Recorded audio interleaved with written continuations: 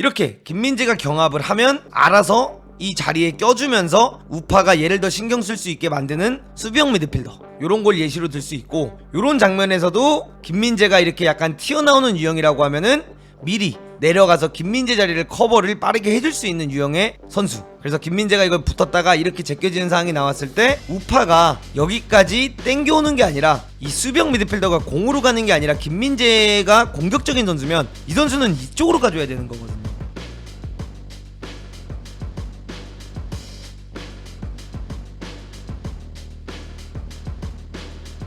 네, 오늘 그래서 미넨이 김민재 선수랑 우파메카노가 나오고 다이어랑 더리우트가 휴식을 가져갔죠. 그러면서 오늘 경기에서 사실 출발이 굉장히 좋았죠. 미넨이 2점차 리드를 가져가면서 야, 이거 이대로 승리하는 거 아닌가 싶었는데 하이든하임이 3골을 몰아넣으면서 미넨이 충격적인 패배를 가져갔습니다. 근데 이게 이제 골 장면들에 대해서 제가 한번 분석을 해드릴 예정인데, 어떤 거에 대해서 이야기를 할 거냐면 우리가 그걸 바라봐야 될 것 같아요. 이 두 선수에 대한 실수, 혹은 왜 이 두 선수가 실력적으로 혹은 개인적인 능력이 뛰어남에도 불구하고 다이어와 더리우트가 주전 수비수로 나오고 있는지, 이거에 대해서 일단 제가 분석을 한번 해드리도록 하겠습니다. 이 장면을 이제 여러분들 보시면 아시겠지만 이제 골키퍼가 길게 골킥을 가져갑니다. 골킥을 가져가는데 김민재 선수를 보시면 햇빛 때문에 잘 안 보여서 그런지 김민재 선수가 햇빛을 이렇게 가리고 있는 모습이 나오죠. 그러니까 본인도 잘 안 보이는 거예요. 햇빛 때문에 이게 너무나도 안 보이다 보니까 김민재 선수가 햇빛을 가리고 있는 모습이 나옵니다. 그러면서 킥이 이어졌고 김민재 선수가 헤딩을 하기 바로 직전까지도 햇빛이 안 보여가지고 이렇게 하고 있어요. 그러면서 헤딩 경합을 떴는데 김민재 선수가 헤딩 자체는 본인이 땄지만 이 공이 이제 뒤로 흐르게 됩니다. 뒤로 공이 흐르게 되고 여기서 공이 떨어졌을 때 우파메카노 보면 아시겠지만 선수에 집중을 하기보다는 우파메카도 파이터 유형의 선수이거든요. 그러니까 이건 지금 김민재가 이렇게 떴을 때 뒤에를 알폰소가 커버를 봐주고 있으면 요거는 알폰소가 봐줘야 되고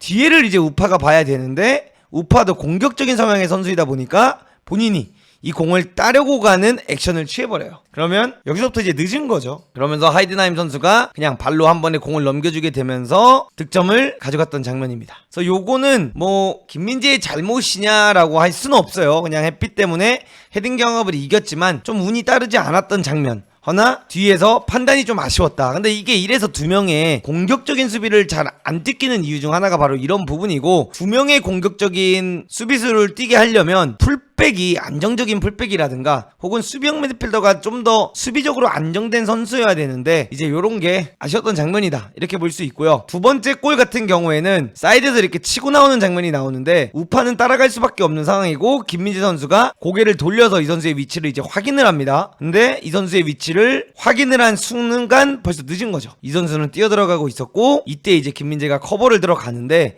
사실 이거는 김민재의 잘못이다라고 볼 수가 없는 게 요 크로스가 너무 완벽했어요. 이거를 안 따라갈 수도 없는 게 안 따라가도 오프사이드에 걸리지 않는 상황이기 때문에 김민재는 따라갈 수밖에 없었고 여기서 완벽한 마무리가 나왔고, 그리고 마지막 같은 경우에는 공격을 가져가고 있던 상황이에요, 여러분들. 공격을 가져가고 있던 상황에서 이어지지 않으면서 카운터택 장면이 나오는데 이 장면이 이제 대표적인 예시라고 볼 수 있습니다. 카운터택을 나오면서 2대1 패스를 주고받았고 이 선수가 이제 치고 나오고 있는 상황이 만들어지다 보니까 이런 상황에 김민재가 수비를 어떻게 하냐, 앞으로 나오면서 하는 게 굉장히 몸에 익숙해져 있는 선수죠. 그래서 본인이 앞으로 나오는 수비를 가져가려고 하다 보니까 어떻게 됩니까? 이 선수도 나오다가 돌아버려요, 이렇게. 그러니까 김민재 선수는 흔히 우리가 이야기하는 노맨스 랜드에 서 있을 수밖에 없는 겁니다. 아무런 영향을 줄 수 없는 위치죠. 덤빌 수도 없고 따라갈 수도 없고, 우파도 간격이 너무 멀리 있고. 왜? 공격을 할 때 우파가 높은 위치까지 올라가면서 빌드업에 관여를 하니까. 그러면서 패스가 이렇게 이어지게 되었고, 여기서 치고 나가는 장면에서 우파도 딸려올 수밖에 없으면서 크로스가 올라왔고, 그리고 여기서 또 완벽했던 마무리가 이어졌던 장면입니다. 그래서 요 장면을 보면서 사실 오늘 개인적인 스탯을 바라보면 김민재가 못하진 않았어요. 뭐 경합도 잘했고 상대가 골을 넣을 뻔한 찬스에도 김민재가 블락킹 했던 게 몇 개 있고, 김민재 선수의 개인적인 퍼포먼스가 뭐 완전히 나빴다라고 볼 수는 없지만 반대로 좋다고도 볼 수 없는 게, 결과론적으로 김민재가 중앙수비수로 뛰고 있는데 3골을 실점했다. 그거는 결과론적으로 문제가 많다라는 거죠. 그러니까 지금까지 김민재의 이런 도전적인 수비, 공격적인 수비가 단점이 드러나지 않았었다면 이번 시즌에는 어쨌든 간에 그 단점이 자주 드러나고 있는 시즌이다. 근데 이걸 보면서 또 많은 여론들이 생기더라고요. 뭐 김민재 선수가 언어가 안 돼서 그런다라고 뭐 이야기하는 분들도 있는데 그건 말이 안 되는 게 뭐 김민재 선수가 그럼 나폴리에서는 이탈리아 언어를 했나요? 그건 전혀 아니에요. 그거는 사실 뭐라 비판할 수 없고 또 김민재 선수를 주전으로 띠끼는데 우파를 옆에 띠꼈다. 그게 잘못이다라고 이야기하는데 이 두 선수가 시즌 초반에 계속 뛰었어요. 그러니까 이게 뭐 전체적인 팀의 문제이지 이거를 그냥 범인 찾기를 들어가면 저는 안 된다라고 생각을 하고요. 결과론적으로 왜 다이어와 더리우트가 이 팀에서 주전 수비수로 요즘 뛰고 있냐라고 하면은 다이어랑 더리우트는 커맨드 본인들이 말을 하면서 커뮤니케이션을 하면서 나오는 수비보다는 지역 방어를 하는 수비를 하다 보니까 전체적으로 지역 방어하면 그들이 막는 것도 많이 없지만 반대로 그들 때문에 먹는 골도 많이 없어요.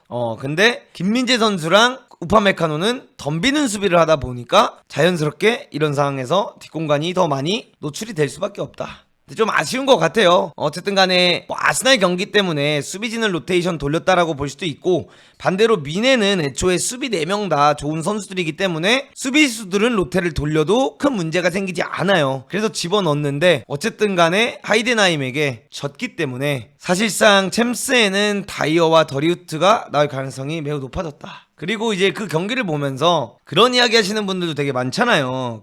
뭐 다이어 더리우트가 뛰면서 아스날한테 쥐어 터져야지 그때 김민재 안 썼구나 뭐 우파 안 썼구나라고 얘기를 한다라고도 하시는데 반대로 이 둘을 썼는데 하이덴하임한테 이렇게 3골을 먹었으면 그 말은 저는 더 이상 성립이 될 수 없다라고 생각을 합니다. 이게 120년 만에 뭐 하이덴하임한테 최초로 졌다라는 이야기가 나오고 있더라고요. 근데 여러분들 그건 있는 것 같아요. 저는 솔직히 이 경기를 보면서 김민재가 그렇게 못했다고 느껴지진 않아요. 하나 이게 지금 미넨의 현 위치인 것 같아요. 근데 김민재 선수는 경기할 때 언제 어느 팀에 더 잘하냐라고 보면 더 다이나믹한 팀에 가야 되는 건 맞는 것 같아요. 더 다이나믹하다라는 이야기는 어떤 말이냐면 뭔가 수비형 미드필더들이 확실히 그 수비형 미드필더 위치에서 에너지 레벨을 보여줄 수 있는 유형의 팀. 그러니까 예를 들어 이런 장면이죠. 어떤 장면이냐면 첫 골 실점 장면에도 나왔는데 이렇게 김민재가 경합을 하면 알아서 이 자리에 껴주면서 우파가 얘를 더 신경 쓸 수 있게 만드는 수비형 미드필더 요런 걸 예시로 들 수 있고 요런 장면에서도 김민재가 이렇게 약간 튀어나오는 유형이라고 하면은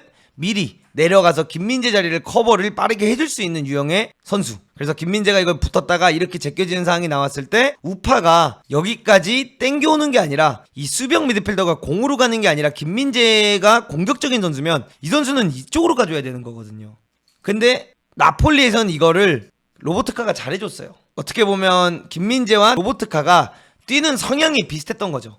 본인이 공 쪽으로 가기보다는 김민재가 어차피 수비 쪽 공 쪽으로 가니까 본인이 공간을 커버해야겠다라는 개념이 높았던 거고 미 미넨에서는 수비형 미드필더들이 공 쪽으로 가는 개념이 더 높다 보니까 다이어나 더리우트 같은 경우는 여기서 이렇게 덤비기보단 무르는 상황이 많이 나오니까 이 선수를 막을 수가 있고 둘이 커버하는 상황이 거의 같이 안 나오는 거죠.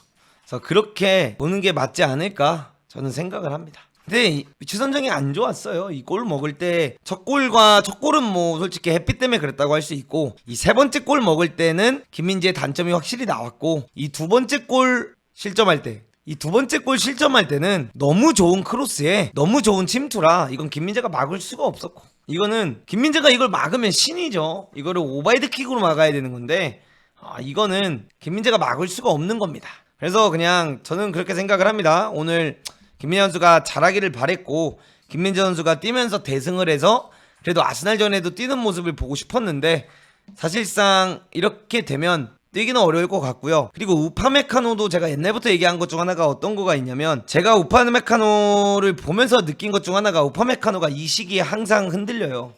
지난 시즌에도 아마 8강이었나? 8강이었을 거예요. 쿼터 파이널 8강 맞죠? 그때 어쨌든 간에 미넨이 맨시티를 만났을 때도 우파메카노가 실수가 되게 잦았거든요. 그러면서 맨시티한테 사실 졌는데 그 시기가 딱 지금 시기랑 겹쳐요. 근데 오늘 우파메카노가 잘했냐 못했냐라고 하면 오늘 우파메카노가 수비가 실수가 꽤 있었습니다. 그래서 뭔가 현재 이 시점에 미넨의 수비 스타일 혹은 어쨌든 간에 실점하는 루트를 바라봤을 때는 다이어나 더리우트처럼 더 기다려주는 성향의 선수들이 더 어울리는 것 같다.